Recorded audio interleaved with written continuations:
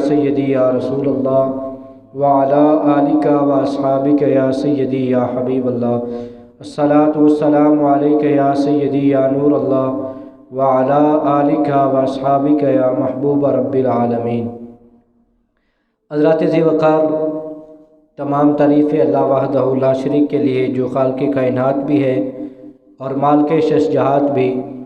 اللہ رب العزت کی حمد و ثنا کے بعد درود نبی اکرم شفیع معظم جان کائنات بلکہ جان جہان کائنات، فخر آدم و بنی آدم، سلطان دو جہاں، غم گسار جہاں، سید المرسلین، خاتم النبیین، رحمت عالم، قرار عالم، باعث تخلیق عالم، امت کے سہارا، آمینہ بی کے راج دلارا، جناب عبداللہ کے آنکھ کے تارا، شافع محشر حضور اقدس احمد مجتبیٰ محمد مصطفیٰ صلی اللہ علیہ وآلہ وسلم کی پاک بارگاہ اقدس میں اپنی عقیدتوں، محبتوں اور ارادتوں کا خراج پیش کرنے کے بعد دعا کرتا ہوں رب کائنات مجھے اور آپ کو حضور علیہ الصلوۃ والسلام کی ذات اقدس پر کروڑ درود و سلام کے گجرے پیش کرنے کی توفیق عطا فرمائے۔ حضرات ذی وقار، قرآن مجید کی جو دو آیتیں میں نے آپ کے سامنے تلاوت کرنے کا شرف حاصل کیا ہے، یہ اس شخص کی کہانی ہے جو بروز قیامت اللہ کا حکم ہوگا کہ اسے جہنم کی طرف لے جاؤ۔ جب اسے جہنم کی طرف لے جایا جا رہا ہوگا تو اس سے پوچھا جائے گا ما سلککم فی سقر، کہ تمہیں کس چیز نے یہاں تک پہنچا دیا کہ تو جہنم میں جا رہا ہے؟ قالوا، تو وہ کہے گا لم نک من المصلین، ہم نماز نہیں پڑھا کرتے تھے، لہٰذا نماز نہ پڑھنے کی وجہ سے ہمیں جہنم میں ڈالا جا رہا ہے۔ تو اس سے پتہ یہ چلتا ہے کہ جہنم میں جانے کا جو ایک بہت بڑا سبب ہے وہ یہ ہے کہ بے نمازیوں کو اللہ جہنم میں ڈال دے گا۔ نماز نہ پڑھنا یہ جہنم میں جانے کا سبب ہوگا۔ اور حضور سید عالم نور مجسم حضور احمد مجتبیٰ صلی اللہ علیہ وسلم نے ارشاد فرمایا کہ نماز میری آنکھوں کی ٹھنڈک ہے، نماز میری آنکھوں کی ٹھنڈک ہے۔ جو بندہ نماز پڑھے اور یہ گمان کرے کہ میں اپنے حضور کی آنکھوں کو ٹھنڈا کر رہا ہوں تو اس سے بڑھ کر لطف اور کیا ہو سکتا ہے کہ وہ کار تو عبادت رہا ہے، ساتھ میں اپنے حبیب کی آنکھوں کو ٹھنڈک بھی دے رہا ہے۔ اللہ رب العزت نے یہ کہانی جو قرآن مجید میں بیان فرمائی کہ وہ شخص کہے گا کہ جب اسے جہنم کی طرف لے جایا جا رہا ہوگا ما سلککم فی سقر، اس سے پوچھا جائے گا کہ تمہیں یہاں تک کیا چیز لے کر آئی، کس وجہ سے تمہیں جہنم میں ڈالا جا رہا ہے؟ تو وہ کہے گا قالوا لم نک من المصلین، تو وہ کہے گا کہ میں نماز نہیں پڑھتا تھا اس لیے جہنم میں ڈال دیا گیا۔ نماز ایک ایسی عبادت ہے بروز قیامت جس کے بارے میں سب سے پہلے سوال نماز کے بارے میں کیا جائے گا۔ عبادات میں سے سب سے پہلے جس کے بارے میں پوچھا جائے گا وہ نماز ہے۔ اگر بندے کے نامہ اعمال میں نماز ہی کامل نہ ہوئی تو بندہ کہاں جائے گا؟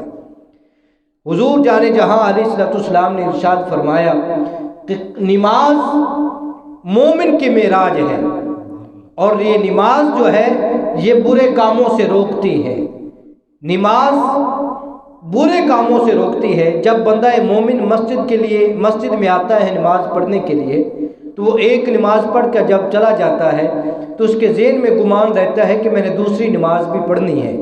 تو اللہ رب العزت جل وعلا اس بندے سے پھر محبت کرتا ہے کہ یہ میری بارگاہ میں آیا تھا، میرے در پہ آیا تھا، تو اب میرے در پہ آیا ہے تو اللہ رب العزت حکم فرماتا ہے کوئی بھی دنیا کی چیز اسے نقصان نہ پہنچائے۔ یہ اللہ تعالیٰ نے انعام رکھے ہیں۔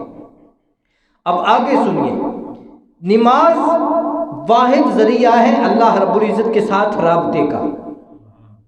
اللہ رب العزت کے ساتھ رابطے کا واحد ذریعہ ایک نماز ہے۔ جب بندہ مومن نماز پڑھ رہا ہوتا ہے تو اللہ رب العزت جل وعلا کے ساتھ ہم کلام ہوتا ہے، باتیں کر رہا ہوتا ہے۔ حضرت مولا علی کرم اللہ وجہہ الکریم ارشاد فرماتے ہیں کہ جب میرا دل کرتا تھا کہ میں اللہ سے باتیں کروں تو پھر میں کیا کرتا تھا؟ میں نماز پڑھتا تھا۔ میرا دل کرتا تھا میں اللہ سے باتیں کروں تو میں نماز پڑھنے لگ جاتا، اور جب میرا دل کرتا کہ اللہ مجھ سے باتیں کرے تو پھر میں رب کا قرآن کھول کے بیٹھ جایا کرتا تھا، قرآن پڑھتا جاتا تھا، ایسے لگتا تھا جیسے میرا رب مجھ سے باتیں کر رہا ہے۔ جب میرا باتیں کرنے کو دل کرتا تو میں نماز پڑھتا تھا۔ نماز پڑھو، اللہ سے ہم کلامی ہونے کا شرف ہے، قرآن پڑھو، اللہ سے ہم کلامی ہونے کا شرف ہے۔ مطلب کیا ہے کہ نماز اور قرآن ایسی چیزیں ہیں جو رب سے ڈائریکٹ ملا دیا کرتی ہیں، رب سے ڈائریکٹ ملا دیا کرتی ہیں۔ گرامی قدر حضرات، دنیا مختصر ہے۔ حضور جان جہاں علیہ السلام جب معراج پر گئے نا، ہم نے علماء سے یہ واقعہ بارہا سنا ہے کہ جب حضور علیہ السلام معراج پر تشریف لے گئے تو جان جہاں علیہ السلام نے ایک منظر دیکھا۔ وہ منظر کیا تھا کہ فرشتے لوگوں کی جو ہے نا وہ سر جو ہے کچل رہے ہیں، ایک بھاری پتھر مارتے ہیں اس سر پر، وہ سر جو ہے وہ ذرہ ذرہ ہو جاتا ہے، ریزہ ریزہ ہو جاتا ہے، لیکن جب وہ پتھر دوبارہ اٹھاتے ہیں وہ سر پھر صحیح سلامت ہو جاتا ہے۔ پھر وہ سر پہ دے مارتے ہیں، پھر وہ سر جو ہوتا ہے نا اس کی ذرہ ذرہ ہو جاتا ہے، ریزہ ریزہ ہو جاتا ہے۔ فرشتے پھر وہ پتھر اٹھا لیتے ہیں، پھر وہ سر ٹھیک ہو جاتا ہے، پھر اس پر پتھر مارتے ہیں، وہ پھر ذرہ ذرہ ہو جاتا ہے۔ سرکار علیہ السلام نے جبریل سے فرمایا، اے جبریل یہ کیا ماجرا ہے؟ یہ کون لوگ ہیں؟ یہ کون لوگ ہیں جنہیں اتنی سخت سزا دی جا رہی ہے کہ ان کے سروں کو کچلا جا رہا ہے، ان کے سروں پر اتنا بھاری پتھر مارا جا رہا ہے اور وہ ذرہ ذرہ ہو جاتے ہیں، جب پتھر اٹھاتے ہیں پھر صحیح ہو جاتا ہے، پھر مارا جاتا ہے، اتنی سخت سزا کن لوگوں کو ہے؟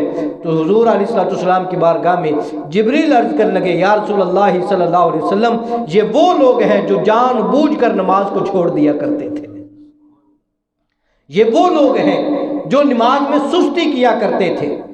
اور علماء فرماتے ہیں جو بندہ جان بوجھ کر نماز میں سستی کرتا ہے دائرہ اسلام سے خارج ہو جاتا ہے، وہ مسلمان رہتا ہی نہیں ہے۔ جو نماز کا انکاری ہے وہ مسلمان رہتا ہی نہیں ہے۔ گرامی قدر حضرات، اللہ رب العزت جل وعلا نے ہمیں ایک ذریعہ عطا کیا ہے نماز کی صورت میں، جب کہ ہم نماز کو جو ہلکا جان کر نماز کو چھوڑ دیتے ہیں۔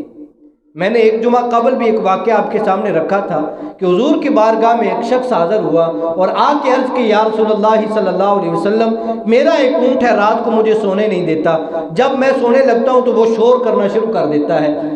تو بات کو مختصر کرتا ہوں، حضور علیہ السلام نے اونٹ کو جب اونٹ کے پاس گئے، اونٹ سے پوچھا تو اس اونٹ نے حضور علیہ السلام کے کندھے پر اپنا سر رکھا اور کچھ بڑبڑانا شروع کر دیا۔ جب اس نے اپنی بات کو مکمل کر لیا تو سرکار علیہ السلام نے فرمایا، تمہیں پتہ ہے تیرا اونٹ کیوں رات کو روتا ہے؟ تمہیں پتہ ہے تیرا اونٹ رات کو کیوں روتا ہے؟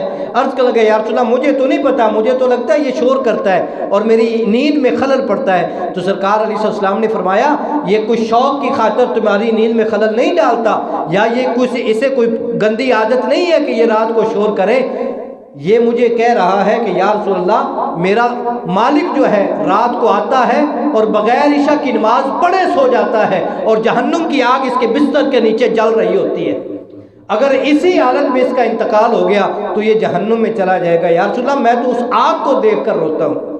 جہاں علیہ السلام نے کیا ارشاد فرمایا کہ یہ اسی وجہ سے روتا ہے، اپنی خیر کر اور نماز عشاء پڑھے بغیر سویا نہ کر۔ تو نماز ایک ایسی چیز ہے گرامی قدر حضرات، حضور جان جہاں علیہ السلام نے ہمیں یہ نماز کی تلقین کس لیے کی؟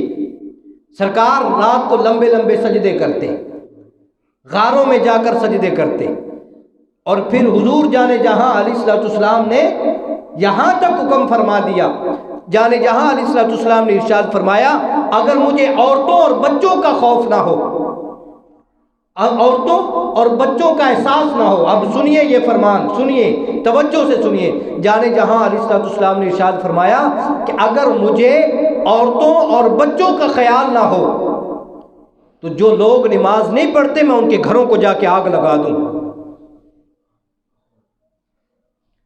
مجھے اگر عورتوں اور بچوں کا خیال نہ ہو تو جو بندہ نماز نہیں پڑھتا ہے میں اس کے گھر کو جا کے آگ لگا دوں۔ گرامی قدر حضرات، ہم کہاں کھڑے ہیں؟ نماز کو ہم نے اتنا ہلکا، اگر شفٹ لگانی ہو اوور ٹائم کے 2 گھنٹے اوور ٹائم لگانے ہو یا رات کی شفٹ ہو، ہم تب بھی تو جاگتے ہیں۔ نماز کے لیے فجر ٹائم کیوں نہیں اٹھا جاتا؟ عشاء کی نماز پڑھے بغیر سو جاتے ہیں، چوکوں میں کھڑے رہے، وہاں تو ہمیں تھکن نہیں ہوتی۔ آؤ سب سے بڑا تھکن اتارنے کا وظیفہ میں بتا دیتا ہوں۔ حضور علیہ السلام کی بارگاہ میں سیدہ کائنات سیدہ فاطمہ الزہرا رضی اللہ تعالی عنہا حاضر ہوئیں اور عرض کی یا رسول اللہ صلی اللہ علیہ وسلم، گھر کے کام کر کر کے تھکاوٹ ہو جاتی ہے، آپ کے ہاں کنیزیں آئی ہیں، کرم کیجئے کنیز عطا کر دیجئے تاکہ مجھے بھی آسانی ہو جائے کام کرنے میں۔ تو سرکار علیہ السلام نے فرمایا کنیزوں کی ضرورت تو کسی اور کو ہے، کنیزوں کی ضرورت کسی اور کو ہے۔ اے فاطمہ تمہیں ایک ایسا عمل نہ بتاؤں جو تمہاری ساری تھکاوٹ ہی اتار دے؟ تمہیں ایک ایسا عمل نہ بتاؤں جو تمہیں ساری تھکاوٹ تمہاری اتار دے؟ وہ عمل کیا تھا؟ سرکار علیہ السلام نے فرمایا فاطمہ ایسا کیا کر، جب کام کر کے تھکن سے چور ہو جاؤ، جب کام کر کر کے تھک جاؤ تو پھر ایک عمل کر لیا کرو، چھوٹا سا عمل ہے، جزا بہت بڑی ہے۔ وہ عمل کیا ہے؟ سرکار علیہ السلام نے ارشاد فرمایا 33 بار سبحان اللہ پڑھ لیا کرو، 33 مرتبہ سبحان اللہ پڑھ لیا کرو، 33 مرتبہ الحمدللہ پڑھ لیا کرو، 34 مرتبہ اللہ اکبر پڑھ لیا کرو۔ جتنے بھی جسم کے جو ہے وہ جسم کی تھکن ہوگی اللہ رب العزت اس عمل کے صدقے سے ساری کی ساری اتار دے گا۔ اور مولا علی کرم اللہ وجہہ الکریم ارشاد فرماتے ہیں جس دن کا سرکار نے یہ عمل بتایا، میری زندگی کی جتنی بھی راتیں باقی تھیں کوئی رات ایسی گزری نہیں کہ میں یہ عمل کیے بغیر سویا ہوں، ہر رات یہ عمل کرتا تھا اور جسم ایسے ہلکا ہو جایا کرتا تھا جیسے کوئی کام کیا ہی نہیں۔ جو کہتے ہیں نا کہ تھکن کی وجہ سے مسجد میں نہیں آ جاتا، چور ہو جاتے ہیں، اٹھا نہیں جاتا، وہ رات کو سوتے وقت یہ عمل کر لیا کریں، تھکاوٹ دور ہو جائے گی۔ اس کے باوجود بھی ہم نماز نہ پڑھے تو گناہ گار ہیں، نماز نہ پڑھے تو گناہ گار ہیں۔ گرامی قدر حضرات اب سنیے، امام ابن حجر مکی نے روایت کیا ہے کہ جو بندہ بے نمازی ہوتا ہے اسے کتنی رسوائیوں کا سامنا اٹھانا پڑتا ہے، کتنی رسوائیاں وہ دیکھتا ہے جو بندہ بے نمازی ہوتا ہے۔ امام ابن حجر مکی فرماتے ہیں جو نماز ترک کرتا ہے اللہ رب العزت اسے پہلی سزا تو یہ دیتا ہے کہ اس کی عمر سے برکت اٹھا لی جاتی ہے، جلدی مر جاتا ہے۔ جہاں اس نے لمبی زندگی جینا ہوتا ہے نا، بے نمازی کی زندگی کم کر دی جاتی ہے۔ اور دوسری سزا اس کو یہ ملتی ہے، سرکار علیہ السلام یہ جو ہے نا امام ابن حجر مکی فرماتے ہیں پہلی سزا تو اسے یہ ہوگی کہ اس کی عمر سے برکت اٹھا لی جائے گی، اور دوسری سزا یہ ہوگی کہ اس کے چہرے سے نور اٹھا لیا جاتا ہے، اس کے چہرے سے نور اٹھا لیا جاتا ہے۔ اور تیسرے نمبر پر امام ابن حجر مکی فرماتے ہیں کہ وہ کوئی بھی عمل کرتا ہے اس کا عمل قبول نہیں اللہ کی بارگاہ میں ہوتا، نیکی کر لے، صدقہ کر لے، کوئی بھی عمل کر لے، اللہ کی بارگاہ میں اس کا عمل قبول نہیں ہوتا بے نمازی کا۔ اور چوتھے نمبر پر وہ جو دعا کرتا ہے رب اس کی دعا کو قبول نہیں کرتا۔ یہ بے نمازی کے لیے رسوائیاں ہیں، امام ابن حجر مکی نے یہ لکھا ہے۔ پہلے نمبر پہ اس کی عمر کم ہو گئی، دوسرے نمبر پہ چہرے کا نور ختم ہو گیا، تیسرے نمبر پر اس کی کوئی بھی نیکی ہے وہ رب کی بارگاہ میں قبولیت اختیار نہیں کرتی، چوتھے نمبر پر اس کی دعا قبول نہیں ہوتی، اور پانچویں سزا اس کو دنیا میں یہ ملتی ہے کہ جب کوئی نیک بندہ اس کے لیے دعا کرے تو نیک بندوں کی دعاؤں سے اس کا حصہ نکال دیا جاتا ہے، نیک بندوں کی دعاؤں سے اس بندے کا حصہ نکال دیا جاتا ہے۔ یہ سزائیں کم ہیں، ہم نیکی بھی کریں تو قبول نہ ہو، ہم دعا بھی کریں تو قبول نہ ہو۔ آج رسوائیاں کس وجہ سے ہیں، شکایتیں کس وجہ سے ہوتی ہیں؟ حضور دعا کر رہے ہیں دعا قبول نہیں ہوتی، دعا قبول کیوں ہو، کیسے قبول ہو جب اللہ کے در سے دور جا چکے ہو؟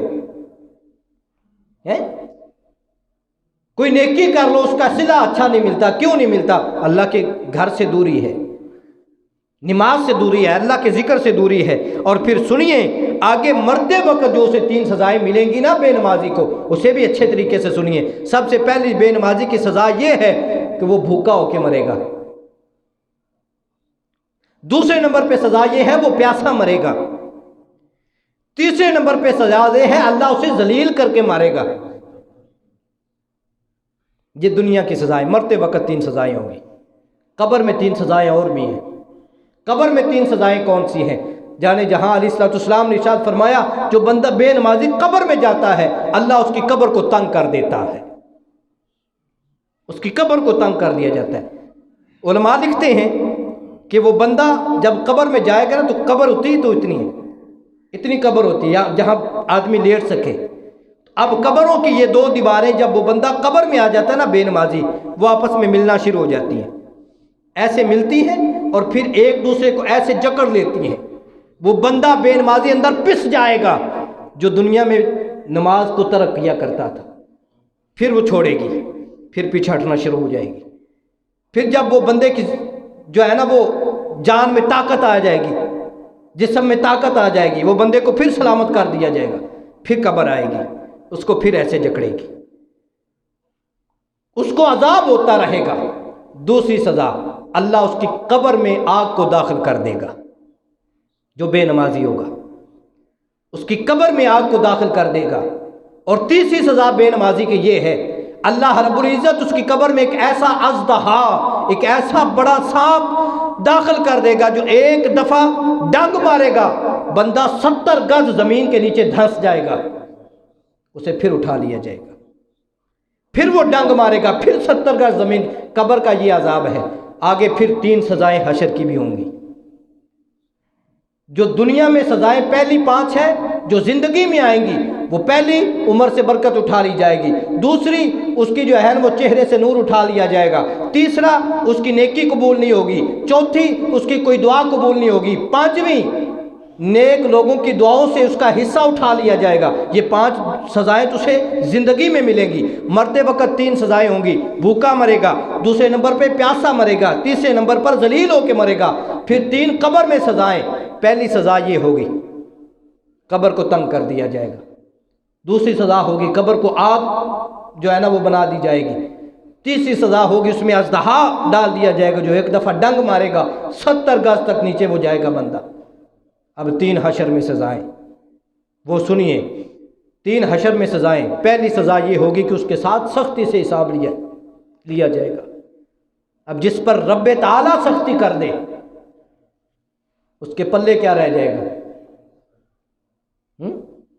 جس کو رب سختی سے حساب لے اس کے پلے کیا رہ جائے گا؟ گرامی قدر حضرات، دوسری اس کے لیے سزا یہ ہوگی، اللہ رب العزت جل وعلا فرمائے گا کہ جب حشر میں آ چکا ہے سختی سے حساب لو، اور رب کا کتنا بھی قہر ہوگا اور رب کا جو ہے نا وہ غضب ہوگا، اس بندے کی طرف رب قہر سے دیکھے گا، جبار اور قہار ہو کر دیکھے گا کہ یہ دنیا میں مجھ سے ناتا توڑے رکھا اس نے، اب یہ کس منہ سے میرے پاس آیا ہے، کیا منہ لے کر میرے پاس آیا ہے۔ اور تیسری سزا یہ ہوگی جب سختی سے حساب لینا ہوگا اور رب جو ہے وہ قہر سے دیکھے گا، ایک نظر رحمت ہے، ایک نظر رحمت ہے۔ وہ نظر رحمت کیا ہوگی؟ رب کائنات جل وعلا فرماتا ہے اے میرے بندے تو میرے پاس آتا ہے، تیری ساری زندگی گناہوں سے بوجھل ہوتی ہے، ساری زندگی تو گناہ سیاہکار اور بدکار ہو کے رہتا ہے، لیکن تجھے جب عقل آتی ہے، جب تیری سمجھ میں یہ بات آ جاتی ہے وہ تو رحیم اور غفور ہے، تو پھر تیرا سر میری بارگاہ میں جھک جاتا ہے، تیرا سر میری بارگاہ میں جھک جاتا ہے، تو پھر قہر سے نہیں رحمت سے دیکھتا ہوں، ساری زندگی گناہ دھو دیتا ہوں تیرے، ساری زندگی کو گناہ تیرے دھو دیتا ہوں، وہ نظر رحمت ہے۔ یہاں پر بغیر توبہ کیے دنیا سے چلا گیا۔ اب ایک بات یاد رکھیں، ایک وقت ہے، وقت اور یہ دنیا کی زندگی، یہ 2 چیزیں، زندگی اللہ تعالیٰ نے جب ہمیں عطا کی تو ہمیں پہلے پتہ چل گیا، ہمارے گھر والوں کو پہلے پتہ چل گیا۔ کیسے پتہ چلا؟ جب ماں کے شکم میں ہم آئے گھر والوں کو 9 مہینے پہلے پتہ چل گیا کہ کوئی آنے والا ہے، ایسے ہی ہے نا، 9 مہینے گھر والوں کو پہلے پتہ چل گیا کہ کوئی آنے والا ہے۔ گرامی قدر حضرات، آنے کا تو 9 مہینے پہلے پتہ چل جاتا ہے، لیکن کسی کے جانے کا 9 سیکنڈ پہلے بھی پتہ نہیں چلتا، کسی کے جانے کا 9 سیکنڈ پہلے بھی پتہ نہیں چلتا۔ بنی اسرائیل کا ایک شخص تھا، تو اللہ رب العزت جل وعلا نے اس کو وحی کے ذریعے یہ اسے پیغام پہنچا کہ اللہ رب العزت نے تیری عمر 1000 سال رکھی ہے۔ کتنی؟ 1000 سال۔ اب اس نے جب یہ سنا کہ میری عمر 1000 سال ہو گئی ہے، اس نے کیا موجہ کر لو موجہ، زندگی 1000 سال مل گئے، اور کی چاہیے۔ اب کیا کیا؟ وہ گناہ کرتا رہا۔ اس نے کہا کہ ایسا کرتے ہیں 900 سال عیاشیاں کرتے ہیں، آخری 100 سال بچے گا، عبادت کر لیں گے، رب تو بخشنے والا ہے۔ 900 سال عیاشیاں کر لیں، آخری 100 سال بچے گا، رب کی عبادت کر لیں گے۔ وقت گزرتا چلا گیا، 900 سال گزر گئے، 100 سال اس کی زندگی رہ گئی۔ اب 100 سال جب اس رہ گئی، اب پھر اس کے ذہن میں خیال آیا کہ 100 سال رہتا ہے بھائی، چلے ایسا کرتے ہیں 90 سال زندگی کے اور موجے اڑا لیں، آخری 10 سالوں میں عبادت کر لیں گے۔ یہ نزہۃ المجالس میرے پاس کتاب پڑھی ہے، اس میں واقعہ موجود ہے۔ آخری 10 سال میں عبادت کر لیں گے، 90 سال پھر عیاشیاں، پھر موجے۔ اب 90 سال بھی گزر گئے، آخری 10 سال زندگی کے رہ گئے۔ اب پھر شیطان نے غلبہ کیا، پھر شیطان نے وسوسہ ڈالا، کونی 10 سال بہت زیادہ ہوندے ہیں، 9 سال ہو رہی موجہ کر لیے، آخری سال کی عبادت کرنی، آخری سال نمازہ پڑھ لیں گے، سجدے کر لیں گے، کوئی نہیں۔ اب کیا ہوا؟ علماء فرماتے ہیں وہ اس کا آخری سال زندگی کا رہ گیا، 1 سال زندگی کا رہ گیا۔ اب اس نے کہا ابھی 1 سال میں سے بھی 360 دن ہوتے ہیں، 1 سال میں 12 مہینے ہوتے ہیں، 11 مہینے موجے کر لیں، آخری مہینے رب کے حضور توبہ کر لیں۔ غفلت میں 11 مہینے میں گزر گئے۔ اب 900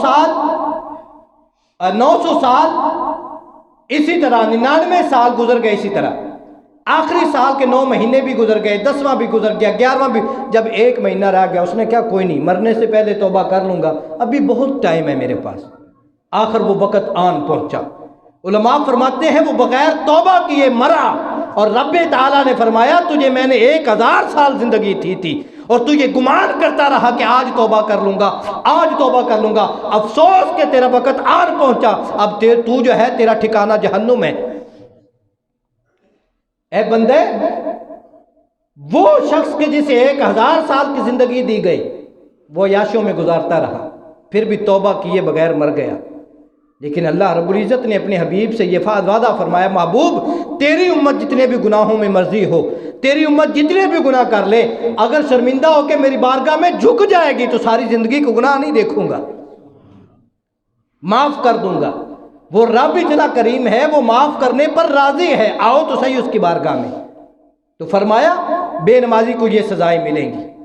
اور شیخ سعدی فرماتے ہیں کہ جو بے نمازی ہوتا ہے، کوئی بندہ اس کو جو ہے نا وہ قرضہ نہ دے، اگر قرض لینے آ جائے تو بے نمازی کو قرضہ نہ دو۔ عرض کی کہ حضور وہ کیوں؟ فرمایا جو رب کا قرض اتار نہیں سکتا، رب کی عبادت نہیں کر سکتا، وہ تمہارا قرضہ کیسے واپس کرے گا؟ اور حضرت سلطان باہو علی الرحمہ آپ فرماتے ہیں کہ جو بندہ بے نمازی ہوتا ہے نا، جو بندہ بے نمازی ہوتا ہے، خنزیر بھی اس بندے سے پناہ مانگتا ہے۔ ہم کہتے ہیں نا اوندا نام نہیں لینا، جندہ نام لیا زبان پلیت ہو جاندی ہے۔ حضرت سلطان باہو فرماتے ہیں جب خنزیر صبح کو اٹھتا ہے، وہ بھی کہتے ہیں مولا آج متھے بے نمازی نہ لائی۔ اور جن کے ہم 11ویں کھاتے ہیں، حضرت شیخ عبد القادر جیلانی الحسنی والحسینی غوث سمدانی آپ فرماتے ہیں جو بندہ بے نمازی ہو اسے مسلمانوں کی قبر میں دفن ہی نہ کرو۔ گرامی قدر حضرات، نماز تو ہم نے ہلکا لیا ہوا ہے، نماز ہم پڑھتے نہیں ہیں، یہ تو پتہ تب لگنا ہے نا جدو اسی اتھے گئے پیش ہوئے۔ زیر ہو کے رہ زبر نہ ہو نہیں تو پیش ہو سے، زیر ہو کے رہ زبر نہ ہو نہیں تو پیش ہو سے۔ اور بلے شاہ کا شعر تو میں نے پچھلے جمعے بھی آپ کو سنایا تھا، بلے شاہ پتہ تد لگ سی جت چڑی آسی ہتھ بازاں، پتہ تو تب لگنا ہے نا جب باز نے دبوچ لیا۔ تو گرامی قدر حضرات، اب اگلی بات سنیے۔ حضرت فاروق اعظم رضی اللہ تعالی عنہ، آپ کا دور تھا، ایک مائی تیل لے کے جا رہی تھی شیشی میں، تو زمین پر اس کا تیل گر گیا۔ تیل لے کے جا رہی تھی، زمین پر اس کا تیل گر گیا، اور اس مائی کو بھی پتہ تھا حکومت فاروق کی ہے، حکومت عمر کی ہے، اب اس حکومت میں کسی کا حق نہیں کوئی مار سکتا، تو میرا حق زمین مار لے، ایک ہی میں ہو سکتا ہے۔ دوڑی دوڑی گئی فاروق اعظم دی بارگاہ، حضور اے زمین تے تیل ڈگ گیا، تو زمین نے تیل چوس لیا، تو مینوں میرا تیل چاہیے۔ اب زمین جو چیز چوس لے وہ کبھی واپس سے نہیں ہوتی۔ اب تیل گرا زمین پر، وہ بی بی دوڑ پڑی امیر المؤمنین کی بارگاہ میں، حضور تیل چاہیے۔ ان فاروق اعظم تو گھروں میں تیل دے کے کہہ سکتا تھا بی بی جا، اے نہیں رڑیا نا، اے لے جا، نہیں۔ فاروق اعظم نے رکا لکھا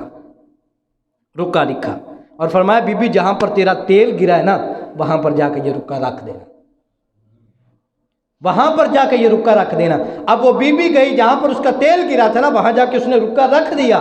اب کیا ہوا؟ رکا رکھا، زمین نے تیل اگلنا شروع کر دیا، زمین نے تیل واپس کر دیا، بی بی نے تیل شیشی میں بھرا، آ گئی، رکا بھی ساتھ دیا۔ حضور لکھیا کیجئے، مینوں نہیں سمجھ آئی۔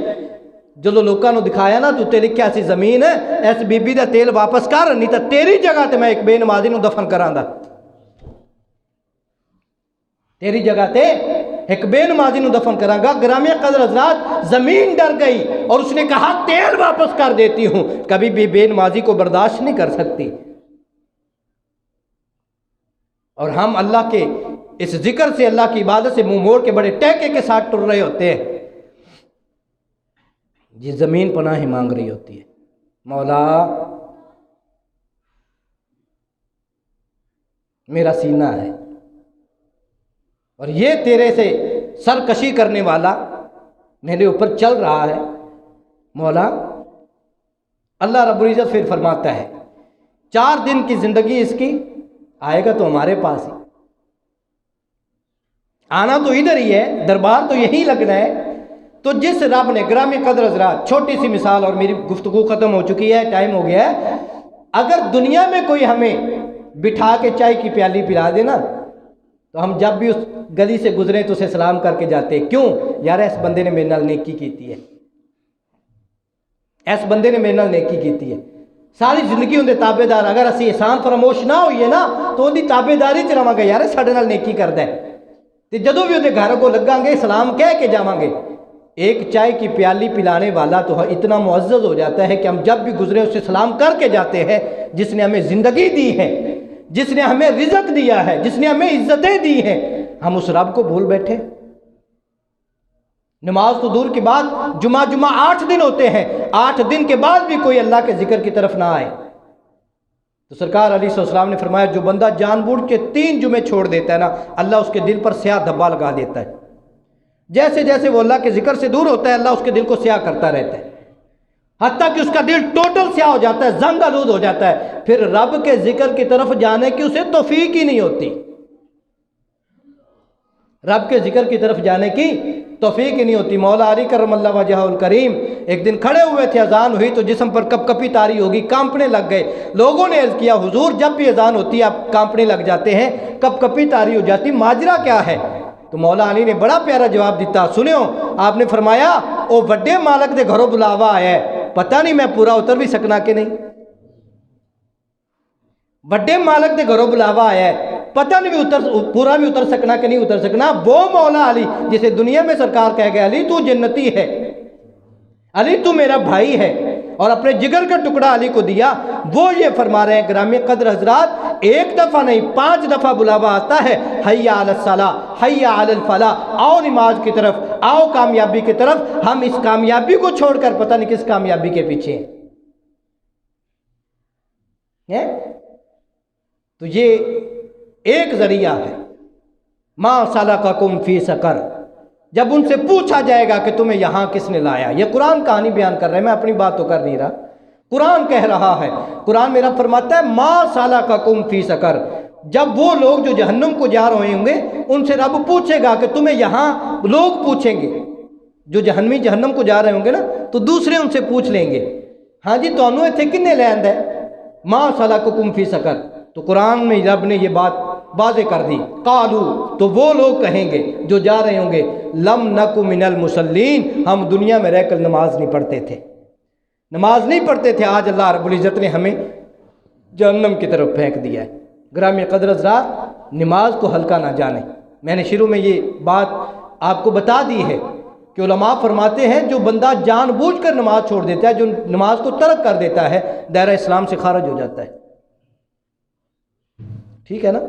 تو نماز نہیں چھوڑیے، وعدہ کیجئے، اللہ رب العزت ہمیں عمل کی توفیق دیجیے۔ کیجئے وعدہ اللہ تعالیٰ جب تک زندگی ہے، امر مجبوری، کوئی مجبوری ایسے نہ بنے کہ نماز رہ جائے، ورنہ سستی نہیں کریں گے اور نماز کے لیے ہم حاضر ہوں گے سب۔ نماز ایک ایسا ذریعہ ہے جو رب سے ملاقات کا ذریعہ ہے۔ مولا علی کی میں نے آپ کے سامنے وہ روایت لکھی ہے کہ آپ فرماتے ہیں کہ جب میرا دل کرتا ہے نا کہ میں رب نال گلاں کراں تو میں نماز پڑھدا ہے۔ الحمدللہ رب العالمین، مولا ساریاں تعریفاں تیرے واسطے، تو رحمان بھی، تو رحیم بھی، تو تمام جہان والا نو پالن والا بھی، مالک یوم الدین، مولا جزا دے دن دا مالک تو ہے۔ نماز پڑھ رہے ہیں نا اسی، ایاک نعبد و ایاک نستعین، مولا تیرے کو عبادت منگنے ہیں، تیری عبادت کرنے ہیں تے تیری ہی اسی پوجا کرنے ہیں تے تیرے کو ہی مدد منگنے ہیں۔ اہدنا الصراط المستقیم، یہ نماز ہے۔ اہدنا الصراط المستقیم، اللہ فرماتا ہے پھر میرا بندہ جب مجھے کہتا ہے نا اہدنا الصراط المستقیم، اے اللہ میں نے سیدھے رستے تے چلا، پھر ممی کہنا فرشتیو اینو ادھروں روکو تے ادھر چلاؤ۔ صراط الذین، اللہ دے فرشتے کہتے ہیں مولا کیڑا رستہ منگدا ہے؟ اگے پھر بندہ جدو کہندا نا صراط الذین انعمت علیہم، مولا انہاں دا رستہ دکھا، انہاں دا رستے تے چلا جنہاں تے تیرا انعام ہویا، غیر المغضوب علیہم ولا الضالین۔ اگو پھر ڈر بھی جاندا ہے، دعا مانگ کے نا کوئی ڈر بھی جاندا ہے بندہ، کہندا مولا انہاں دے رستے تے نہ چلاویں جنہاں تے تیرا غضب ہویا، جڑے گمراہ ہو گئے، غیر المغضوب علیہم ولا الضالین، مولا انہاں دے رستے تے نہ چلاویں جڑے تیرے تو منہ پھیر کے تے سرکش تے غدار ہو گئے، جڑے گمراہ ہو گئے ہیں جنہاں تے تیرا غضب ہوئے، مولا انہاں دے رستے تے نہ چلائے۔ اللہ تعالیٰ فرماتا ہے دیکھو میرے فرشتوں یہ مجھ سے مانگ رہا ہے، اسے عطا کرو۔ جب رب کی بارگاہ میں بندہ جھک جاتا ہے تو پھر رب دیتا ہے۔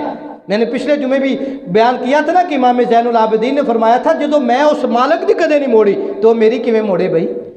تو پھر دعائیں قبول ہونا شروع ہو جاتی ہیں، چہروں پر نور آ جاتا ہے، عمر میں برکت آ جاتی ہے، نیک لوگوں کی دعاؤں میں حصہ داخل ہو جاتا ہے، مرتے وقت بندہ بھوکا پیاسا نہیں مرتا، قبر میں اژدہا اور آگ اور قبر تنگ نہیں ہوتی، حشر میں اللہ رب العزت اپنی رحمت کے ذریعے جو حساب لے گا اور پھر جنت ہمارا ٹھکانہ بن جائے گا۔ اللہ رب العزت کی بارگاہ میں دعا ہے اللہ ہم سب کو عمل کی توفیق عطا فرمائے، پنجگانہ نماز ہمیں باجماعت ادا کرنے کی توفیق عطا فرمائے۔ وما توفیقی الا باللہ۔